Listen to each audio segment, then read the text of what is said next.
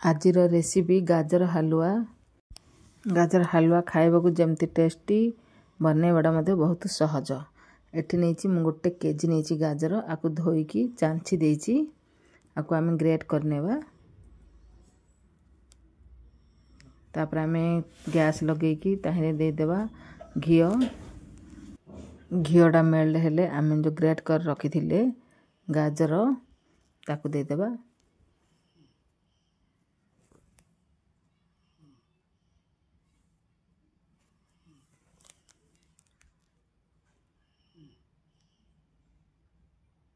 गाजर को आमे किछि समय भाजीबा तार टिके कच्चापन गला पर्यंत टिके भाजीबा 5 मिनिट। तापरे सिझिबा पई गाजर मु दउची पाए खीर दउची सिझी सारला परे में आमे जति आवश्यक सेति खीर देबा। एपट साइड मु खीर आउ टिके सिझेई दउची सेता सिझा खीर थिला मु देइची टिके नख उसम थिला। एपटे आउ टिके खीर सिझी देबा।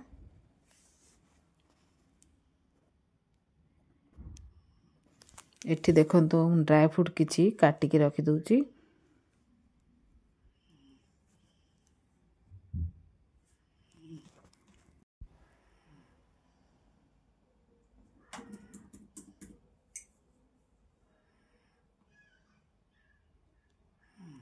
एपटे हमर गाजर भी फुटी गलानी सिझिला नै चलंतु चेक करिबा। ड्राई फ्रूट सब कटा को साइड रे रखिबा।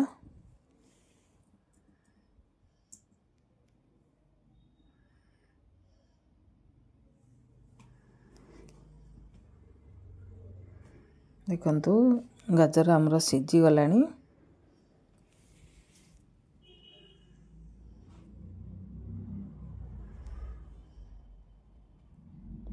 आ टिके घोड़े देबा।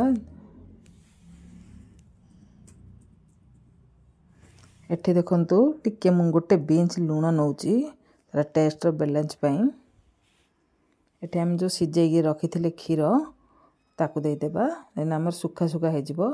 तापर आउरी बसिबो तार गाजर हलवा बनिबारे सेथे लागि मु 1 लीटर खीर सिझेई थिली 3 पाए खीर देई देली। आहिरे आगुरु गोटे पाए खीर देई थिली पूरा मंती गोटे गाजर केजी टाकू पूरा 1 लीटर खीर मते लागिला। पानी किछि देइनी।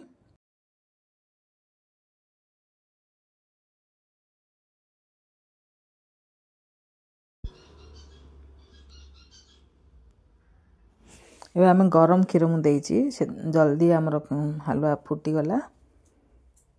मझिरे खीर देले गरम खीर हिं देबे।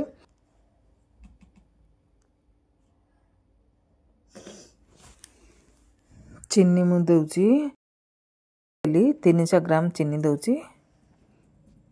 जे जति अधिया जति मिठा खाउथिले आ टिके चीनी देई परिए। एठी नउची मिल्क मेड खीर।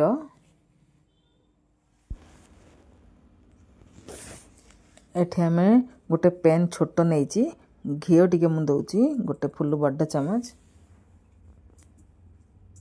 ताहिरे हमें ड्राई फ्रूट सब भाजी देबा किशमिश पिस्ता सब हमें जति ड्राई फ्रूट नेबा आ सहित भाजी देबा हमें घी रे।